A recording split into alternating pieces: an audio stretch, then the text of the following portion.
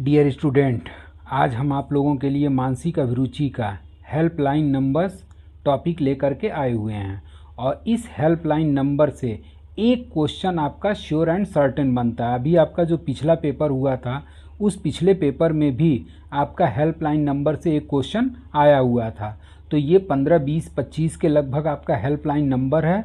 इसको आप लोग एकदम रट जाइए, इससे एक क्वेश्चन निश्चित आने की संभावना बनती है।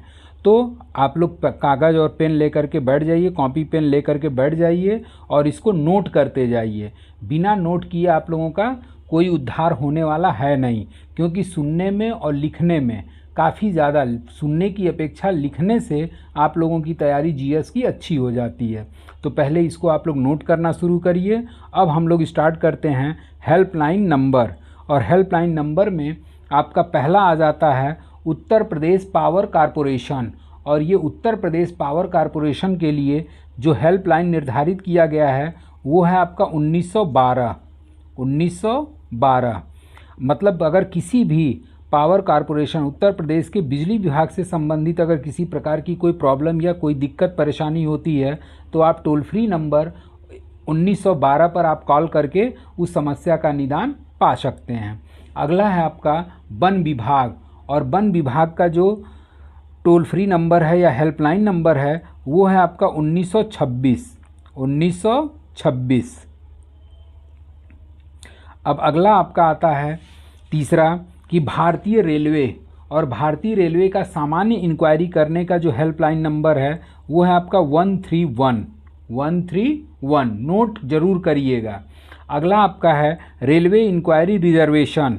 इसमें रिजर्वेशन से संबंधित जानकारी आपको प्राप्त होगी 139। इसके साथ साथ जनरल जानकारी भी आप इससे ग्रहण कर सकते हैं। अगला है आपका घरेलू हिंसा और सेक्सुअल हिंसा, मतलब महिलाओं के ऊपर जो भी घरेलू हिंसा और सेक्सुअल उत्पीड़न किया जाता है उसका जो हेल्पलाइन नंबर है वो है 181। उसके बाद से अगला आता है आपका राष्ट्रीय राजमार्ग सहायता, मतलब नेशनल हाईवे पे अगर किसी प्रकार की आपको हेल्प की ज़रूरत है तो उसका हेल्पलाइन नंबर है आपका 1033। अगला है आपका road accident and traffic helpline. अगर किसी रोड पे आपका एक्सीडेंट हो जाता है या किसी अन्य व्यक्ति का एक्सीडेंट हो जाता है तो ट्रैफिक से हेल्पलाइन लेने के लिए आप 1073 पर कॉल करके इसकी सूचना दे सकते हैं।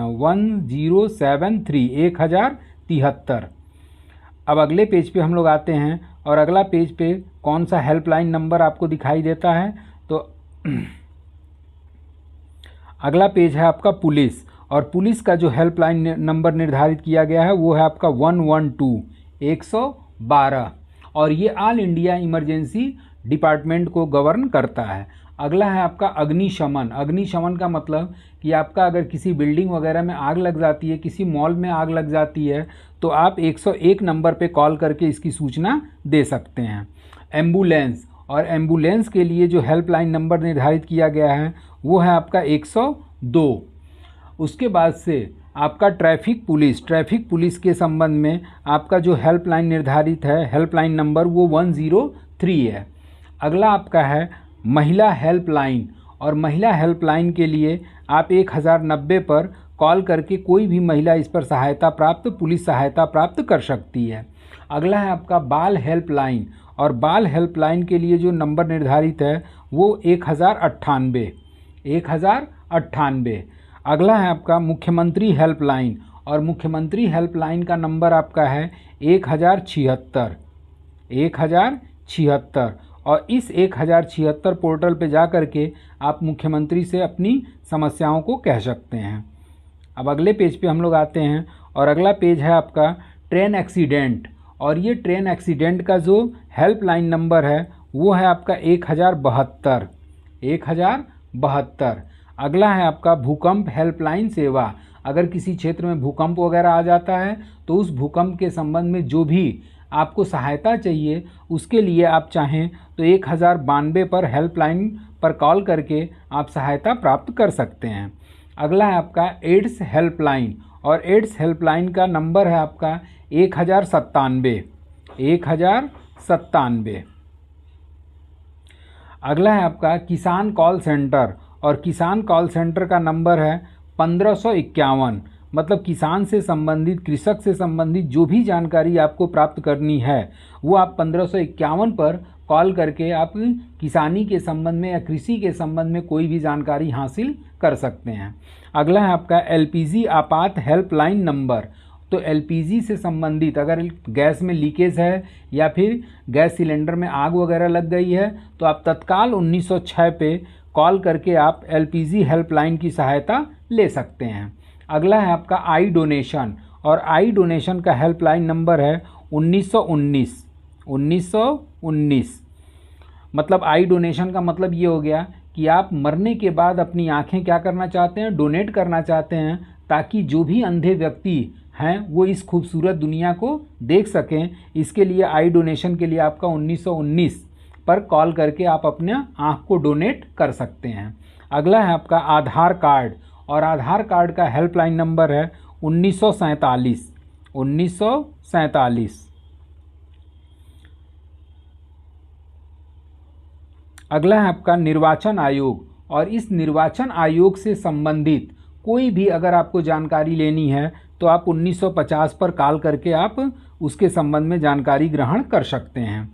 अगला है आपका डिजास्टर प्रबंधन संस्थाएं, आपदा प्रबंधन सेवाएं, और आपदा प्रबंधन सेवाएं का जो हेल्पलाइन नंबर है वो है आपका 108।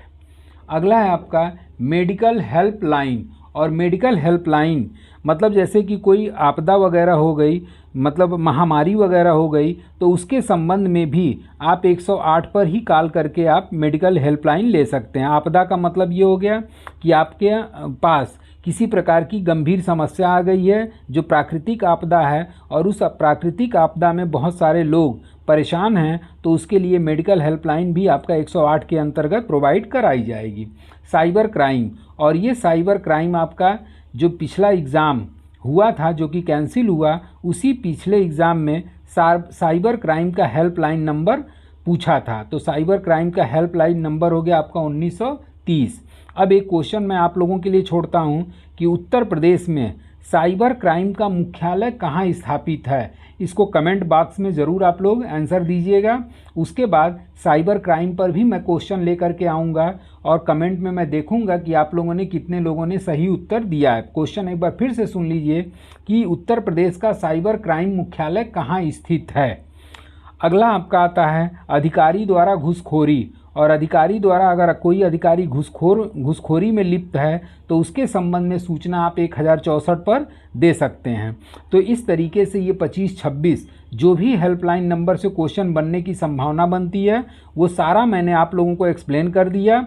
इसके बाद से मैं अगला टॉपिक जो लेकर के आऊँगा वो आपका रहेगा मानसिक अभिरुचि से संबंधित अलग अलग टाइप के क्वेश्चन आपको प्रोवाइड कराऊंगा, जिसमें कि वित्तीय अपराध से संबंधित, उसके साथ साथ लैंगिक अपराध से संबंधित, सामाजिक अपराध किस तरीके से होता है, तो ये सारी चीज़ें मानसिक अभिरुचि, और उसके साथ साथ बीएनएस भारतीय न्याय संहिता की कुछ धाराओं का भी मैं एक्सप्लेन करूंगा। तो आज के लिए बस इतना ही। Thank you so much.